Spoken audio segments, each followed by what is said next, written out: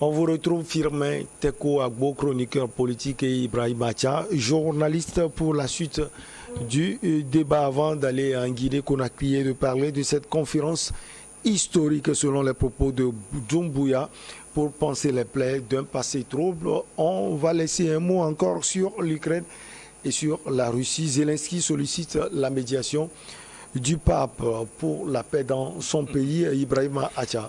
Oui, je voulais juste ajouter que personne n'est pour la guerre et tout le monde, je peux dire que la majorité des humains prie pour que nous ayons un monde beaucoup plus pacifique, un monde sans violence, un monde où il n'y a pas l'insécurité. Donc ce qui se passe au niveau de l'Ukraine, c'est en tout cas un phénomène, je peux dire que c'est une situation qui préoccupe tout le monde.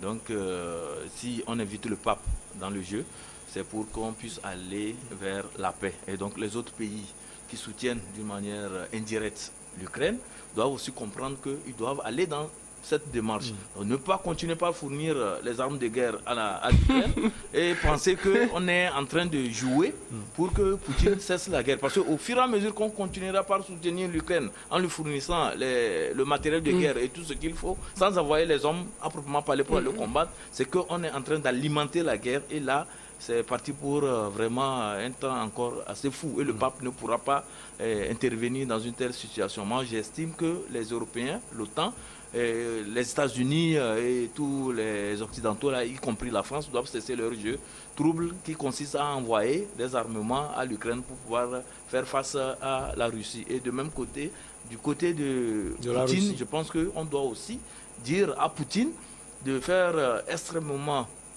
je ne veux pas dire attention, mais de voir un peu la façon dont les choses se déroulent. Parce que ce qu'il a prévu, c'était à proprement parler une guerre éclair. C'est quelques jours pas ce qui se passe. Mais aujourd'hui, la résistance, elle est là. Voilà, la résistance, elle est là. Il y a un peuple ukrainien aussi qui maintient et qui est engagé dans une démarche de nationalisme et de patriotisme. Et c'est aussi de faire barrage à l'avancée russe. Donc, quand on met tout ça là dans la balance, on comprend que il faudrait que de deux côtés, chacun essaie de mettre de l'eau dans son vin et voir comment on peut vite s'asseoir. Parce que ce qui est sûr que tôt ou tard, on ira vers les tables de négociation, vers une table ronde pour discuter de la situation, voir comment faire des concessions. Bon, pour préserver les vies humaines, je pense que très tôt, Poutine peut commencer déjà par revoir sa position vis-à-vis de l'Ukraine, et le président Zelensky aussi, en appelant le pape, doit aussi raisonner ses amis entre griffes de l'OTAN, de faire un effort aussi et d'aller vers des démarches de paix pour la paix dans la région. Firmin Teko Agbo, parlant justement de résistance, ce n'est pas ce que Poutine avait prévu, comme l'a dit tout à l'heure Ibrahim Acha, mais on voit cette résistance justement du peuple ukrainien. Voilà, ces militaires sont décidés, il y a également des volontaires, ils sont décidés à en découdre avec les Russes. Et puis c'est ça en fait qui rend Poutine furieux. Il prenait Zelensky, il croyait qu'il allait juste marcher sur Kiev et puis c'est fini. Peut-être il allait prendre Zelensky comme on l'a fait à Laurent Gbagbo en Afrique. Il croyait que la situation allait être tellement facile alors que il a été surpris. Il oubliait que l'OTAN et les puissances occidentales nourrissaient l'Ukraine en termes d'armement, en termes de génie, en termes de renseignement et tout ça. Donc c'est ce qui constitue son problème. Et aussi, il est en train de perdre assez d'hommes. Il perd déjà des milliers d'hommes, ce qu'il n'avait pas prévu, et c'est ce qui est en train de l'affaiblir aussi. Donc, mais comme Ibrahim Acha l'a dit tout à l'heure, il va falloir que les Occidentaux aussi comprennent que les temps ont évolué. C'est-à-dire, ils ne peuvent plus conquérir tout le monde entier. Ils ont déjà l'Ouest qui leur appartiennent, alors qui laissent l'Est tranquille en fait. Donc ils ont l'Ouest, ils ont maintenant la Pologne qui est de l'Est, ils ont la Hongrie, ils ont la Lituanie, ils ont toutes ces puissances-là.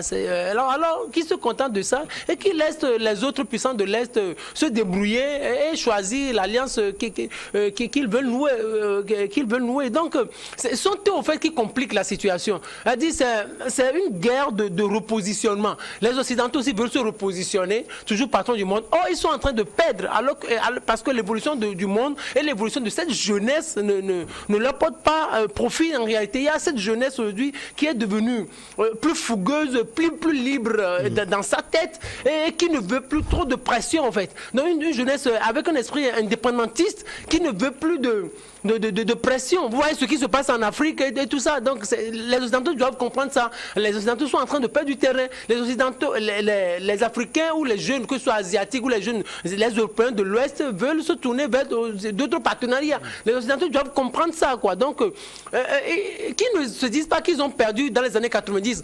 Le monde est en train d'évoluer. Poutine doit le comprendre. Les Occidentaux aussi doivent le comprendre. Qu'ils laissent les peuples choisir ils veulent aller. Là où ils veulent aller, c'est ça qui est simple, c'est ça qui va rendre les choses beaucoup plus faciles. Parce que, en réalité, ce sont les Ukrainiens qui sont en train de mourir. Ouais. Les gens sont en train de mourir. Et c'est triste. Donc, on n'a plus besoin de ça. Le monde, s'il y a d'autres guerres à mener, comme on le dit, guerre technologique, guerre bactériologique, c'est ça qui sera beaucoup plus intéressant que de faire verser le sang humain pour rien. Le chef de la junte guinéenne, le colonel Mamadi Doumbouya, a ouvert mardi une conférence de 6 semaines qu'il a présentée comme une occasion historique de penser les plaies d'un passé troublé, mais que nombre d'organisations politiques ont boycotté. Alors Ibrahim Matia, qu'est-ce qu'on peut attendre de cette conférence? Qu'est-ce qu'on peut attendre de cette occasion pour les Guinéens de s'entendre?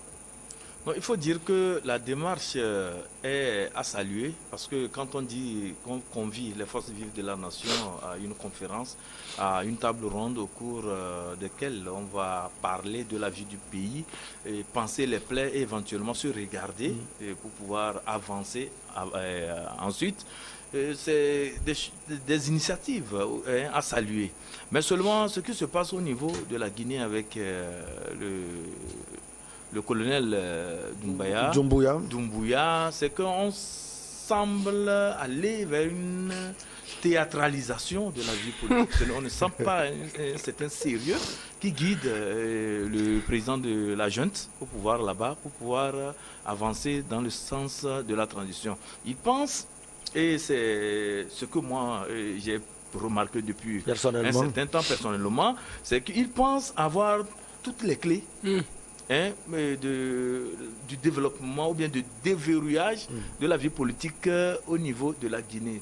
Tout se résume à lui. Lui prend des initiatives et c'est lui qui doit faire pour que la Guinée aille en avant. Alors il oublie qu'il y avait quand même des ténors de la vie politique qui sont toujours là, qu'il faut consulter, des ténors avec qui il faut s'entendre sur un certain nombre d'éléments pour pouvoir faire avancer le pays. Mais lui vient, le militaire pense que tout peut se régler aussi avec un peu de bâton. Vous voyez que dans cette démarche, il ne fait qu'intimider la population. Alors qu'en réalité, la démarche aurait voulu que ce soit beaucoup plus participatif, que ce soit beaucoup plus consensuel pour que la Guinée puisse aller de l'avant.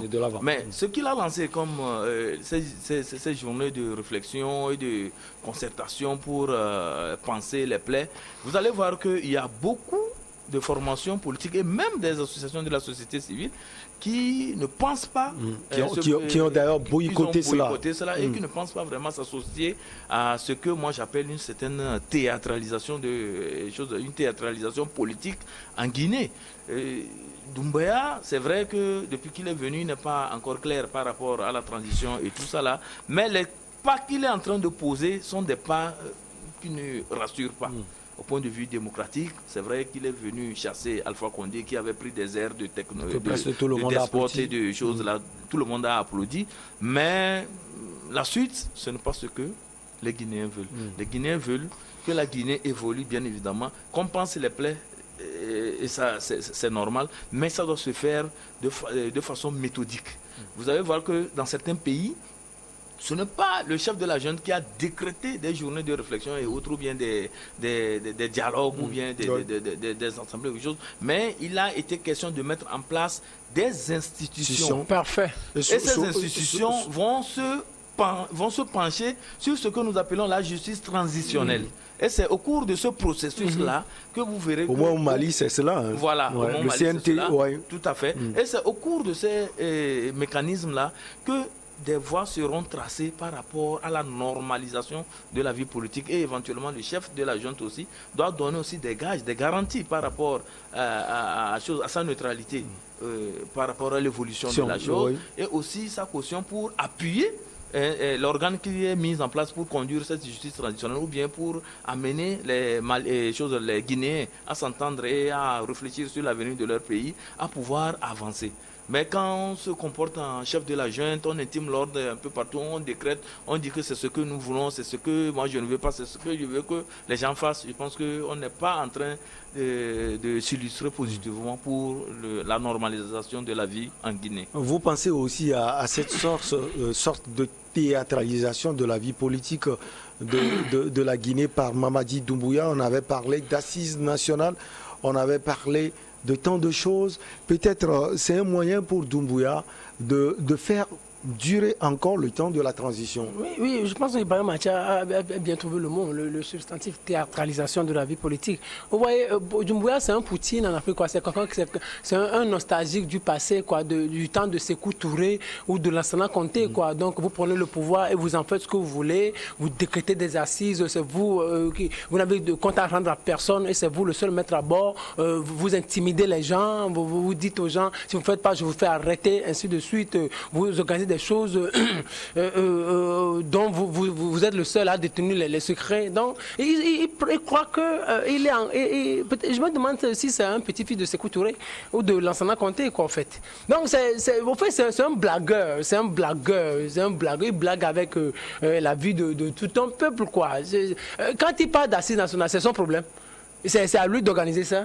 Non, c'est pas à lui d'organiser les assises nationales. Ce qu'on lui dit, monsieur, venez diriger la transition. Vous avez pris le pouvoir, vous ne voulez pas le rendre, ok, vous voulez diriger la transition. Diriger la transition, c'est compétent en 1 an ou en 18 mois au maxi. Donc, vous mettez en place les institutions qui pourront permettre à l'État de redémarrer son fonctionnement. Pour le moment, parlant de transition, il n'y a même pas de délai. Il n'y a même pas de délai. Vous imaginez, qui ne parle même pas du délai. Il n'y a pas de délai de transition. Il ne parle jamais de ça. Dans tous ses discours, il n'aborde jamais le problème parce qu'il se dit que c'est l'erreur que son petit frère ou son grand frère du Mali a commise. Goïta et la CEDEAO est derrière lui aujourd'hui. Il ne veut pas le laisser tranquille. Donc, pour ça, il n'aborde même pas ce problème. Alors que son problème, c'est quoi? C'est lui d'assurer la commission vérité, justice, réconciliation ou justice. Il dit pas de. Oui, non, il parle de vérité, pardon. Mais c'est pas. Non, on lui dit. Il devrait en réalité mettre en place les mécanismes qui devraient permettre à l'État de redémarrer son fonctionnement, peut-être organiser les élections, et on organise les élections, et puis lui pas. C'est comme il dirige le pays comme c'est lui, il est un chef de l'État qui a été élu par les Guinéens, alors qu'il n'a nullement été élu, il est un militaire qui a fait un coup d'État, un crime imprescriptible. Tout à fait. Ce n'est pas sérieux. Si on se comporte comme ça en Afrique, ce n'est pas sérieux. Ce n'est pas sérieux. On ne lui demande pas ça. Il n'a rien à voir avec ces assises nationales. Si les opposants boycottent aujourd'hui, c'est normal. C'est normal parce que ce n'est pas ce qu'il a promis aux opposants au lendemain du 5 septembre 2021.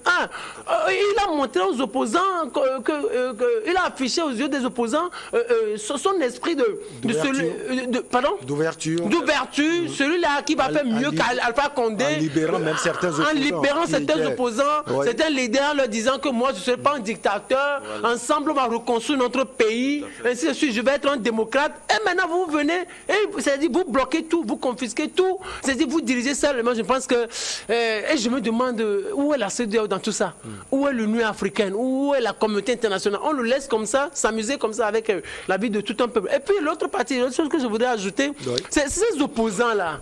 Si aujourd'hui ils ne participent pas à ces assises, moi je me moque d'eux. Je me suis moqué d'eux la semaine passée. Ce sont eux qui avaient applaudi le coup d'État. Vous voyez, même si vous n'êtes pas d'accord avec quelqu'un et vous voyez qu'on est en train de lui faire subir quelque chose d'illégal, n'applaudissez jamais. Bien sûr, il critiquait Alpha Condé, mais il ne pouvait jamais accepter qu'on lui pépère ou qu'on lui fasse un coup d'État. C'est illégal. C'était peu, puisque Alpha Condé n'hésitait pas à emprisonner des gens. Les gens sont tués dans les ruelles de Conakry et autres. Ben, c'est le temps peut-être peut-être d'applaudir en espérant que demain sera meilleur. Non, le temps d'applaudir, c'est-à-dire quelqu'un qui commet un crime, donc vous aussi, vous allez applaudir qu'on commette les mêmes crimes. Ce n'est pas possible. C'est-à-dire, vous devez être un homme de paix, vous devez montrer que vous êtes différent d'Alpha Condé. En réalité, il n'y avait aucun opposant n'a condamné le coup d'État qui a été perpétré le 5 septembre. Aucun. Et je pense que ce qui est en train d'arriver aussi au Burkinabé, nous allons en parler tout à l'heure, si vous le permettez. Non, les opposants guinéens, ils n'ont pas montré leur sérieux. Aujourd'hui, ils se plaignent et ils ne peuvent que subir Doumbouya. Alors, on les voit boycotter cette conférence initiée par Mamadi Doumbouya. Vous pensez que ces opposants, comme Firmin l'a dit tout à l'heure, ont été roublés par le pouvoir, la junte militaire au pouvoir, même le Front National pour la défense de la Constitution, on connaît ce front, c'est ce collectif ayant orchestré des mois de contestation en Guinée entre 2019 et 2020. Ce front ne va pas participer à cette conférence. Oui. Le problème est clair parce que le front dit quoi? Le front demande à ce que les choses soient claires, qu'on décline de façon beaucoup plus sereine les objectifs de ces assises et d'essayer d'expliquer un peu les tenants et les aboutissants de ces assises. Je pense que si cela est fait, si cet exercice est fait au niveau de Doumbouya, les acteurs de la vie politique, surtout les principaux acteurs là, ils n'hésiteront pas à s'associer à cette démarche. Mais il se passe qu'au niveau de Doumbouya, c'est ce que je disais, après avoir pris le pouvoir, après avoir promis mots et merveilles, il se rend compte qu'il faut faire face à la réalité. Du pouvoir maintenant. La réalité du pouvoir est là. La réalité du pouvoir maintenant. La réalité du pouvoir aussi exige à ce que on ne donne pas la place à la contestation. La réalité du pouvoir demande à ce que on fasse tout aussi pour éteindre les velléités de contestation, de pression et de déstabilisation. Donc c'est ça. Donc il est face à cela et il comprend que c'est ce qu'il essaie de faire, puisque les opposants avaient menacé il y a de cela 2 semaines de sortir et de manifester. Tout à fait. Et il les avait mis en garde. Vous comprenez? Donc c'est pour dire qu'il fait face aux réalités. Il pensait que bon, le militaire dans son camp, quand on l'appelait, Condé l'appelait, mais il y a ce groupe-là qui ne veut pas rentrer dans les rails. Il est mat. Il fait ce qu'il y a à faire. Et dans leur jargon, ils disent neutraliser. Il neutralise tout et tout redevient au calme. Donc il pense que c'est ça le pouvoir. Mais maintenant qu'il a pris le pouvoir, il a compris que à la tête d'un État, il y a beaucoup de choses, beaucoup de paramètres que nous autres, nous ne maîtrisons pas. C'est comme aujourd'hui, dans nos discussions, nous parlons du pouvoir, mais nous, on ne voit que le côté répressif du pouvoir, on ne voit pas les réalités du pouvoir. Pour comprendre qu'un chef de l'État, avant tout, il subit aussi des pressions, en interne comme au niveau de l'extérieur. Il y a des réalités auxquelles il fait face et il faut choisir entre, en tout cas, ce qu'il faut opter, quoi. Il faut opter pour la violence, pour les carottes, quoi. Bon, à vous de savoir. Et parfois même, quand vous optez pour les carottes, les conséquences sont plus fâcheuses. Parce que ça retourne contre vous et peut-être même c'est la déstabilisation totale de l'État. Donc ce qui amène certains présidents, a priori, qu'on trouve gentils, mais face à certaines situations, ils sont inflexibles. Ils sont vraiment, ils vont jusqu'au bout. Voilà les réalités aussi du pouvoir. Et je pense que les opposants doivent comprendre cela aussi et savoir ce qu'ils cherchent véritablement pour la Guinée. Ils ne voulaient pas d'Alpha Condé. Doumbouya est venu faire le travail pour eux. Doumbouya les a libérés parce que la plupart, ils étaient incarcérés. Ils étaient dans les choses. C'est d'ailleurs pourquoi je disais à affirmer que les gens pouvaient applaudir. Parce tout à fait. Quand vous êtes ambassadeur. Il devait, parce que le 3e mandat même d'Alpha Condé était contesté. Et dans l'ensemble, c'est ça même qui est à l'origine des maux dont souffre la Guinée aujourd'hui. Et donc, si Condé n'avait pas eu cet appétit glouton-là d'aller vers un 3e mandat, j'estime que Doumbouya n'allait même pas faire un coup d'État et que le président qui aurait été élu allait conduire les choses, la Guinée normalement et les choses allaient avancer. C'est parce qu'il a eu cet appétit d'aller vers un 3e mandat que ça a créé tous ces problèmes auxquels nous assistons aujourd'hui. Et bon, aujourd'hui, Doumbouya, le défi qu'il a à relever, c'est de tout faire pour amener les Guinéens autour d'une même valeur. Cette valeur, c'est quoi? C'est le développement de leur pays, le repositionnement de la Guinée. Et ça passe par le dialogue. Les assises sont les bienvenues. Et je pense qu'il doit tout faire même ce n'est pas encore trop tard, s'il peut reprendre langue avec l'opposition et de la société civile. La partie de la société civile qui a boudé ces assises-là, je pense que ça serait une très bonne chose. Et du côté aussi de l'opposition, je ne dirais pas qu'ils ont été roulés. Mon frère Firmin disait que c'est ça, ils ont été roulés parce qu'ils ont applaudi le putsch. Le putsch était salvateur, ça il faut l'avouer. Condé constituait une menace pour l'avancée normale de la Guinée, pour le développement de la Guinée, pour la démocratie en Guinée. Alors finalement, ces opposants, la société civile également, tout ce monde ne va pas participer à cette conférence. Il va organiser la conférence avec qui? Ou bien ce sont des micro-partis, ces partis qui sont presque des alliés des pouvoirs en place. Ce sont ces partis qui vont participer à cette conférence, Firmin Tekou Agbo. Non, vous savez, c'est normal. Et sur ces petits partis où lui-même va créer des partis, c'est là où il va commencer à devenir dictateur. Parce qu'il va vouloir passer par tout le monde pour combler le vide, pour ne pas se couvrir ou se laisser couvrir de honte. Donc il va chercher, comme ça se fait dans certains pays dictatoriaux, où si les grands partis ne veulent pas participer aux élections, on crée des partis de circonstances. On en trouve, les vendeurs de sigles. on va en trouver facilement. Donc sur ce point-là, c'est là qu'il va devenir plus dictateur. Et là, il va être tellement furieux, et sur ses gardes, vous faites de petites erreurs, il vous mate. Il vous mate. Ce qui est sûr, il ne va pas reculer. Il va avancer. Il ne va pas annuler ces assises-là. Donc, il va faire un truc, je ne sais pas, comment on dit. Voilà, un truc symbolique. Oui, et puis il va dire, oui, de ces assises-là sont sorties telle disposition, telle recommandation. Et puis c'est fini. C'est sans compter sur la force de mobilisation des Guinéens. Non, quand vous prenez le parti de Cellou Dalein Diallo, par exemple, quand vous prenez celui de Sidya Touré, même ce front dont on parle, les Guinéens sont capables de sortir. Ils sont capables de sortir, mais ça veut dire que l'histoire de 2009 va se répéter. Comme avec Dadis Camara. Dadis Camara aussi qui était venu, qui était applaudi. Et après, il se dit, je vais me représenter je vais me présenter à la prochaine élection. Et en septembre 2009, on a vu ce qui s'est passé au stade de Conakry, où il a fait massacrer des dizaines de Guinéens. Donc vous voyez un peu. Donc aujourd'hui, les Guinéens peuvent encore se mobiliser. Doumbouya va interdire les manifestations, mais ça c'est sûr, il va interdire les manifestations, mais les gens vont sortir massivement et on va les mater, on va tuer. Et maintenant, lui aussi, on va lui tenir ça.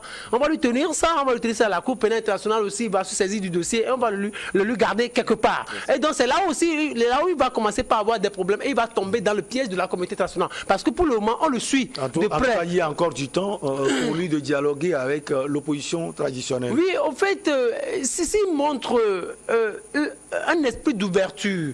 En fait, le problème de Doumbouya, c'est qu'il n'est pas clair. Il n'est pas clair, on ne sait pas là où il va. Il ne donne pas, il ne parle pas de son délai, il ne parle pas de ce qu'il va faire. Il ne sait pas. Pour lui, c'est lui, qu'est-ce que c'est lui? Il va se présenter à la prochaine élection, on ne sait pas. Quand est-ce qu'il va laisser le pouvoir? On ne sait pas. Donc les opposants ne veulent pas se laisser une fois encore roubler dans cette dynamique-là. Dans les opposants, en fait, au-delà de tout, ils ont raison et ils se sont vite aperçus que l'homme là est dangereux. Donc il faut se méfier de lui, il faut se méfier de ces propositions-là. Mais est-ce que Doumbouya, moi je pense que le ministre le ministre des Affaires étrangères a toujours aider certains pays qui ont organisé des transitions parce que le Togo est un expérimenté en ça, parce qu'on a eu à organiser une transition au Togo, bon, qui peut-être a été une réussite pour un camp, un échec pour l'autre camp. Mais je pense que quand on organise une transition, on met en place un comité, c'est-à-dire une assemblée législative, et après on met en place un constituant qui se charge de rédiger la constitution, et après on va aux législatives ou à la présidentielle. Je pense que Doumbouya n'a pas ça là, donc il faut qu'on le lui apprenne. C'est comme ça aussi les Burkinabés aussi s'étaient comportés. Donc après il y a eu le CNT qui a eu à travailler à mettre en place les institutions, et après un an, donc on a organisé la présidentielle. Donc je pense que Doumbouya, et ça lui manque, c'est un militaire, il faut qu'on l'aide et qu'on lui apprenne ces notions politiques pour qu'il ne s'embrouille pas, parce qu'il ne sait pas par où commencer, comment évoluer et par où terminer en fait. Alors un de nos combats à la tête de notre pays est d'offrir à ses prochains dirigeants une nation rassemblée, unie, forte et prospère, a déclaré Mamadi Doumbouya. Il a des objectifs, sans doute, mais on a l'impression que pour le moment, il ne règle pas les problèmes qui sont en face de lui, mais il veut arriver à résoudre peut-être les problèmes existentiels, ceux qui sont peut-être dans l'avenir. Ce n'est pas cela aussi le problème de Doumbouya, c'est pourquoi Firmin Tekou Agbo dit qu'il n'est pas clair. Effectivement, il n'est pas clair. Et je l'ai dit. Et quand j'ai parlé de théâtralisation, c'est pour vous dire que Doumbouya est un grand metteur en scène. Actuellement, ce qu'il est en train de faire, c'est de gagner du terrain, gagner du temps et amener les gens devant le fait accompli. C'est-à-dire qu'au moment où il sera question de parler de la transition, il aurait gagné assez de temps, il aurait conforté son régime et sa junte, et c'est en ce moment qu'il va dire, bon, nous voulons 2 ans, nous voulons 3 ans, pour pouvoir faire passer la transition. Sinon, pour l'instant, c'est lui qui est le seul maître du jeu. C'est lui qui décide de ce qu'il faut faire, de ce qu'il ne faut pas faire. Les cartes à distribuer, c'est lui qui le fait actuellement. Et donc, il n'est pas clair, et c'est vrai, je rejoins la position de mon confrère Firmin. Et Doumbouya doit tout faire pour que tous les Guinéens, parce qu'il a dit que son objectif, c'est d'amener les Guinéens à être unis et à être un peuple rassemblé, bien évidemment. Mais pour aller vers ces idéaux qu'il clame ou bien qu'il proclame, mais il faudrait que les parties prenantes ou bien les autres sphères ou bien strates, les autres composantes de la société soient aussi associées à cette démarche. Vous savez, quand nous parlons de la réconciliation, du pardon et autres, ça ne se décrète pas.